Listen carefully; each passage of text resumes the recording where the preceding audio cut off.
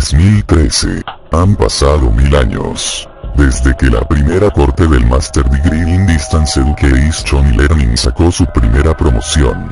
Hoy 16 de octubre de 3013, la Caribbean International University a través de su Cátedra de Filosofía de las Ciencias, quiere rendir un homenaje al grupo Hades Agua, los cuales en el pasado, en el año 2013 tuvieron la misión de guiar a Teseo en el laberinto, para que pudiese conseguir el Minotauro. Esta historia pudo ser narrada gracias a Rodrigo Chancusir, un estudiante actual que se propuso develar, describir y revelar el misterio que se ocultaba en una unidad de disco externa, muy bien protegida, la cual estaba oculta desde el siglo XXI, por los tutores de esa época. Cuenta la leyenda que Maylen Camacaro, Yamina Rodríguez y Ronaldo Ordóñez no eran simplemente profesores, y la prueba estaba en ese disco. Así comenzó su búsqueda de la verdad. Después de muchos intentos y fracasos, al fin logró conseguirlo. Y ahora, le tocará a él, revelarla.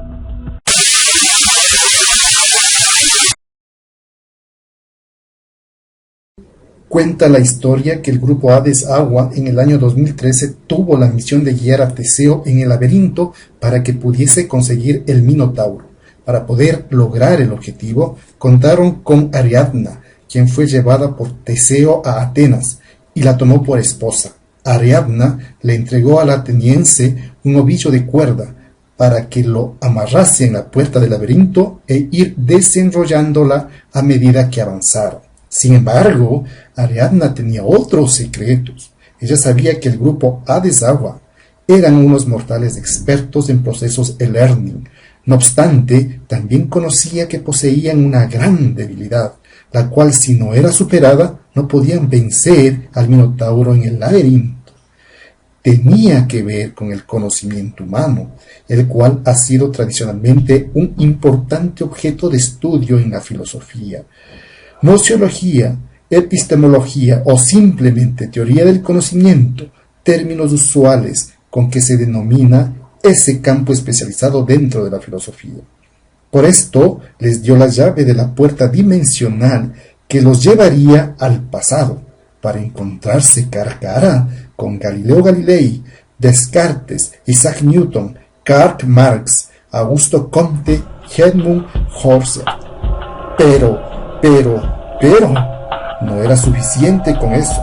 Luis Salvador, Karine Terán, Carlos Dávila, Jimena López, Juan Carlos Concha y Rodrigo Chancusig debían superar la brecha de los estudios realizados en torno al conocimiento cotidiano, a veces llamado conocimiento vulgar, así como los del conocimiento científico o ciencia de modo muy particular. Como estudiantes de filosofía en la maestría en educación a distancia, el learning, debían centrarse sobre el conocimiento institucionalizado, de carácter sistemático socializado, aquel que se caracteriza primordialmente por su función de generar cambios en las sociedades, de sustentar acciones relacionales colectivas, de producir innovaciones instrumentales y tecnológicas, de definir perfiles histórico-culturales de las sociedades. Para ello, les pidió en secreto a sus tutores, descendientes directos de los dioses griegos, 3 objetos mágicos: a Maylen Camacaro, la poción para la transmutación de los elementos. Los integrantes del grupo transformarían su materia orgánica y se fusionaría con las de estos filósofos. A Yanina Rodríguez, el ojo de la sabiduría, para que el grupo lograra la visión renacentista de la realidad y del conocimiento, comprendieran el empirismo de Isaac Newton versus el racionalismo de Descartes, la revolución industrial y su influencia en el desarrollo de 2 corrientes de pensamiento, positivismo versus marxismo. Necesitarían de este talismán. Y a Ronald Ordóñez, el amuleto de la filosofía, para que se apropiara de las diferencias y o similitudes de la visión ontológica de la realidad y en la visión epistemológica del conocimiento, ya que la visión transindividual, que a su vez mantiene sucesivas y complejas conexiones, dependen directamente de los enfoques epistemológicos, a saber, enfoque empirista inductivo, La naturaleza del conocimiento es una representación de patrones de regularidad o frecuencia. El conocimiento es un acto de descubrimiento. Su método de hallazgo es de inducción.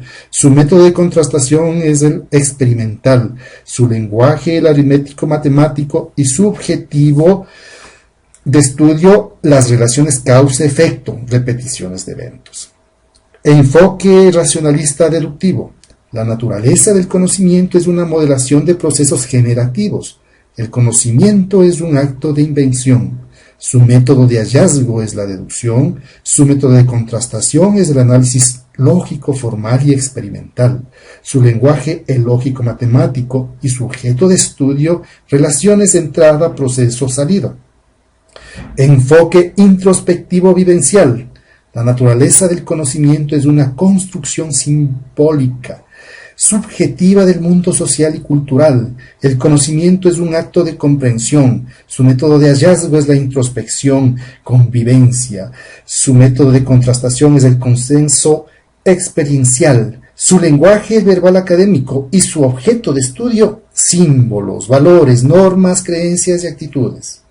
Para finalizar, los tutores del grupo A de Zawa lo que buscaban realmente era cómo afirmarán en su momento Galileo y Einstein cuando les declararon que el éxito de sus trabajos personales se debía al hecho de haber caminado sobre hombros de gigantes, refiriéndose precisamente a que retomaron planteamientos previamente formulados y se basaron en intentos y soluciones anteriores a ellos, sin tener que comenzar desde cero.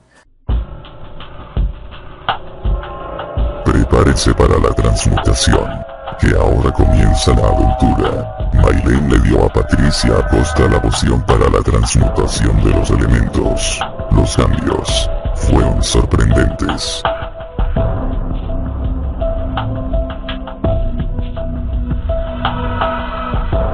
Soy Augusto Comte, nací en enero de 1798. Inicié la ciencia sociológica. Me dediqué al estudio de la problemática social, a la cual le di el nombre de sociología, por lo cual me consideran el padre fundador de la física social. Realicé mis estudios secundarios en el Liceo de Montpellier desde 1807 hasta 1814. Me aparté muy pronto de la fe católica y adopté ideas liberales y revolucionarias. Realicé mis estudios superiores en la Escuela Politécnica de París desde 1814 hasta 1816.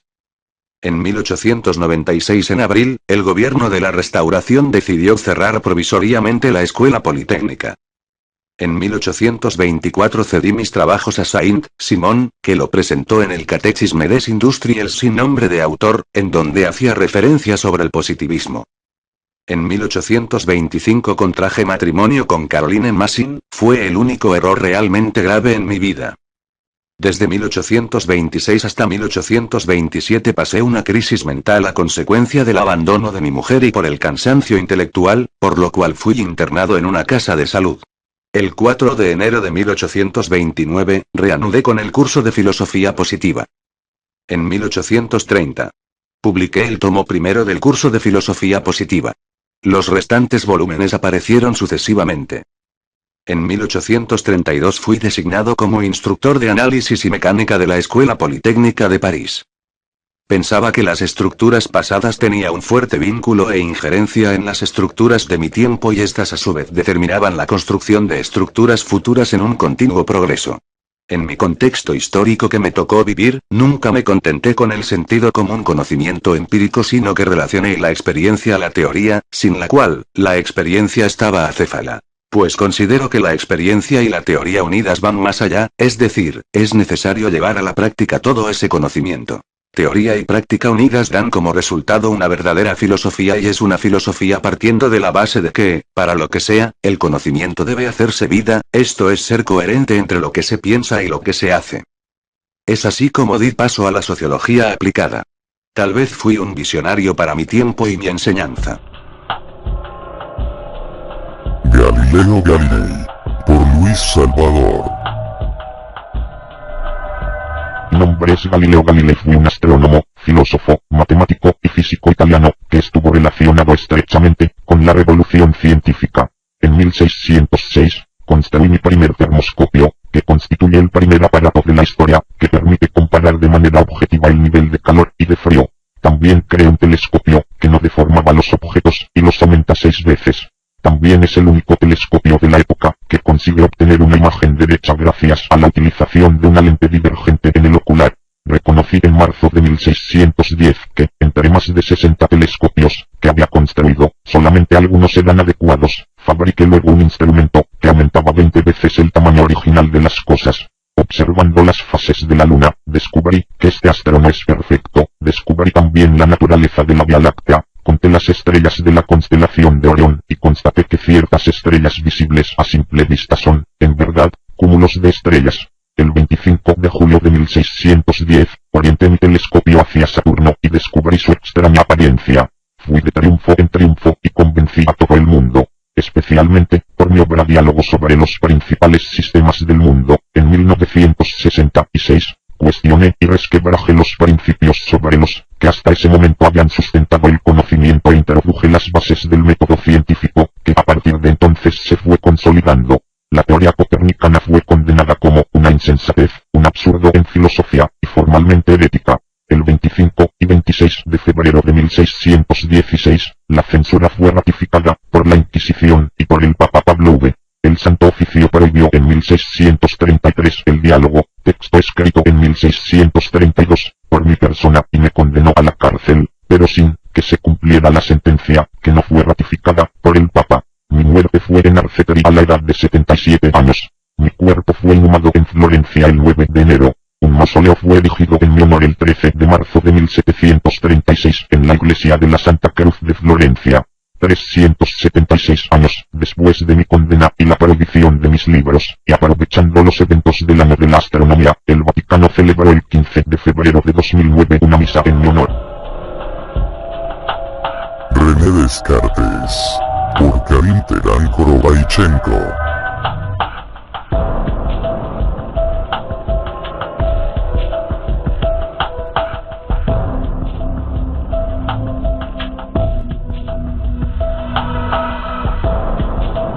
Soy René Descartes.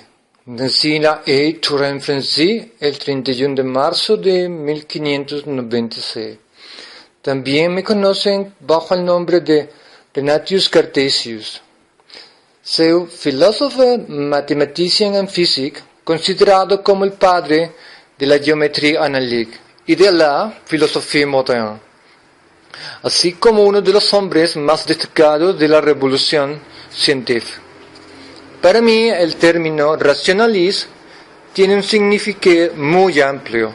En general, llamamos racionalismo a toda posición filosófica que prima el uso de la razón frente a otras instancias, como la fe, la autoridad, la vida, lo irracional y la experiencia empírica.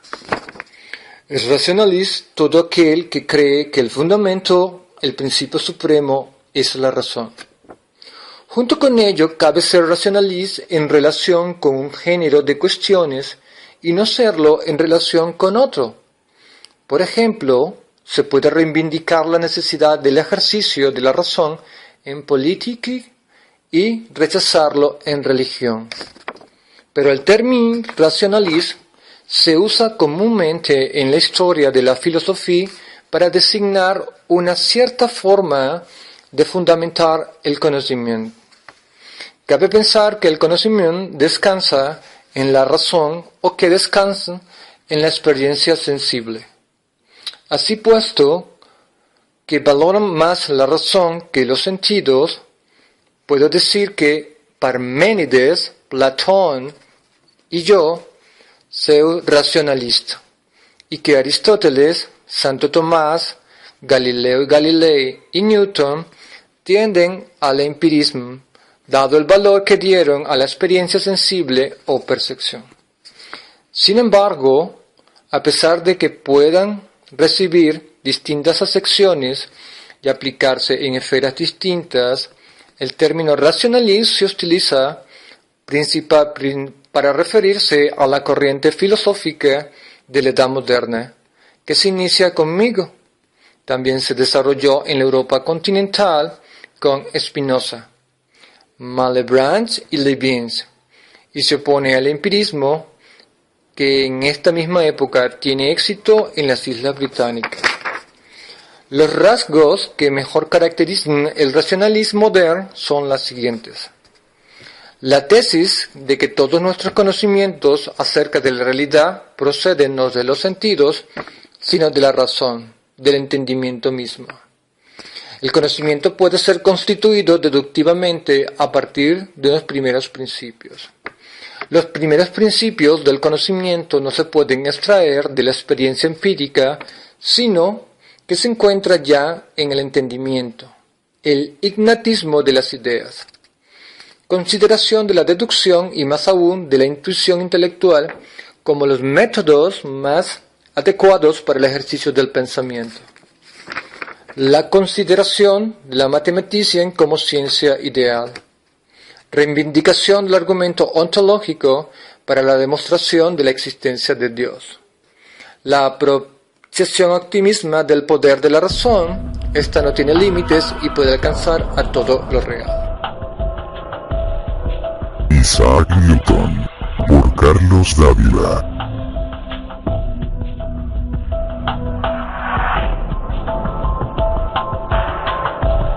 Hola, ¿cómo están todos ustedes? Soy Sir Isaac Newton. Yo nací en 1643. Fui educado por padres muy religiosos y yo mismo era una persona muy religiosa, que creía en la filosofía del arrianismo, en la cual Jesús es hijo de Dios, pero no es Dios mismo. Pude relacionar la teología con el alquimismo y estaba convencido de que Moisés también había sido alquimista. Mi ideología cuestionaba la Trinidad, y de alguna manera esto me trajo problemas en aquella época. Al estudiar yo en Trinity College, también fui amigo muy cercano del filósofo John Locke, representante del empirismo, en el cual el conocimiento se valida con experiencia. La experiencia muchas veces adquirida en la naturaleza. Mi aporte al empirismo fue con el racionalismo, pues el ser humano tiene ideas innatas que establecen relaciones lógicas en las ideas percibidas con la experiencia. Contribuí al desarrollo del cálculo infinitesimal con mi amigo René Descartes, que también era racionalista. Mi aporte a la física fue fundamental. La ley de la gravedad es una ley que comprobó que antiguos científicos que habían sido desacreditados por la Iglesia, como Galileo Galilei y Nicolás Copérnico, estaban en lo cierto, estaban diciendo la verdad. Así podemos de alguna manera ya establecer cómo funcionaba el universo. Mi aporte realmente a la ciencia de la física fue tan fundamental que realmente esto tendría que ser después rebatido ya en el siglo XX. Sin embargo, a pesar de todos los problemas que tuve en reconocerse mi aporte a las ciencias, finalmente se me otorgó el título honorario de Sir por parte del Imperio Británico, y también el Trinity College también reconoció mi aporte a la ciencia. Finalmente fallecí en el año de 1727.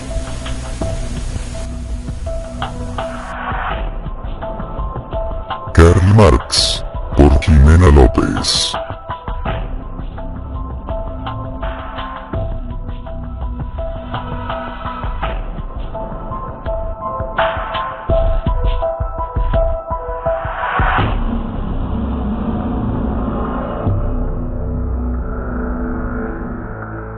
Soy Carlos Marx, fui filósofo y político alemán. Nací en Treveris en 1818 y fallecí en Londres en 1833. Partidario en mi juventud de la izquierda hegeliana, fui redactor de la revista Rheinische Zeitung, diario de la oposición fundado por los burgueses radicales. Fui discípulo de David Ricardo y viví la primera gran crisis del capitalismo industrial en la década de 1830 y la consecuente crisis política de 1848. Por tanto, tengo la posibilidad de dar una explicación o interpretación de esas convulsiones.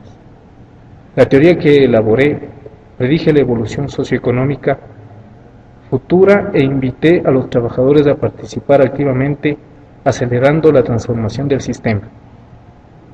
En 1864 participé en la fundación de la Asociación Internacional de Trabajadores. Mi obra contiene elementos de filosofía, historia, economía, derecho y política. En ella sostengo que la Universidad de la Humanidad es la historia de la lucha de clases, surgida con la aparición de la propiedad privada. Mi obra más importante es El Capital, del que en vida solo publiqué el primer tomo, 1867, en la que hace un minucioso análisis de los orígenes, evolución y características del capitalismo del siglo XIX. Las tres fuentes principales fueron el marxismo, la filosofía de Hegel, la mía del método dialéctico, el socialismo francés y la escuela clásica de economistas británicos, especialmente Adam Smith y David Ricardo. Esta mezcla de diversas corrientes del pensamiento, unida a la voluntad de transformación de la realidad, siempre me conmovió. Convertí mi pensamiento y el de mis seguidores en una compleja doctrina, en la que se unen lo económico, lo histórico, lo filosófico y lo político, y que muy pronto se fraccionó en diferentes escuelas y partidos. Edmund Husserl, por Juan Carlos Concha.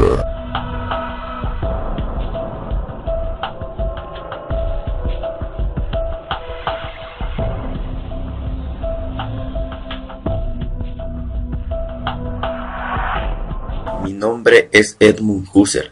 Nací en el seno de una acomodada familia judía en Prostehov-Proznice, en Moravia, actualmente República Checa. Estudié física, matemáticas, astronomía y filosofía en las universidades de Leipzig, Berlín y Viena. Soy discípulo de Franz Brentano y Carl Stam.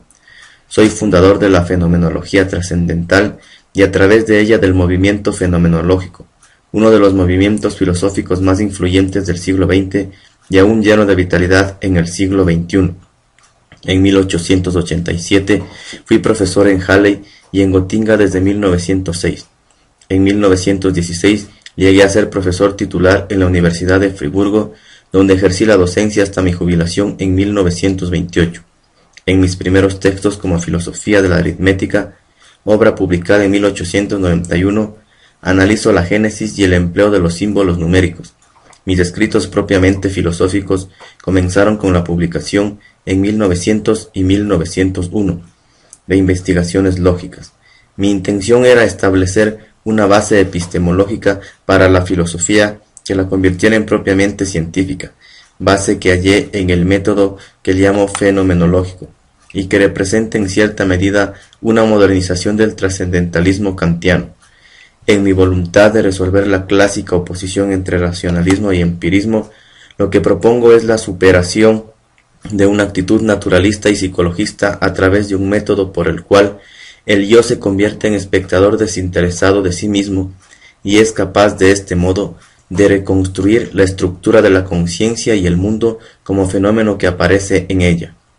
Mis obras completas en manuscritos originales, que constan de más de 45.000 folios, se encuentran en los archivos Husserl del Instituto de Filosofía de la Universidad Católica de Lovaina, a donde los llevó desde Friburgo el padre Hermann Leo van Breda, para salvarlos de la destrucción nazi. A los archivos Husserl acuden estudiosos de la fenomenología de todo el mundo, y mis obras siguen en proceso de publicación en la colección denominada Husserliana. Disculpen la interrupción. Soy nanorobótica y pertenezco al Departamento de Inteligencia Artificial de la Caribbean International University. No sabemos nada de Rodrigo Chancusic desde que presentó las pruebas halladas en este video. Pensamos que ha sido absorbido por la puerta dimensional, ya que al parecer encontró más evidencias que demuestran realmente que los tutores de esa época, Maylen, Yanina y Ronald, eran más que simples mortales y profesores. Creemos que se encuentra atrapado en el 2013. Necesitamos de su ayuda. Contamos con ustedes para encontrarlo. Gracias. Esta historia continuará.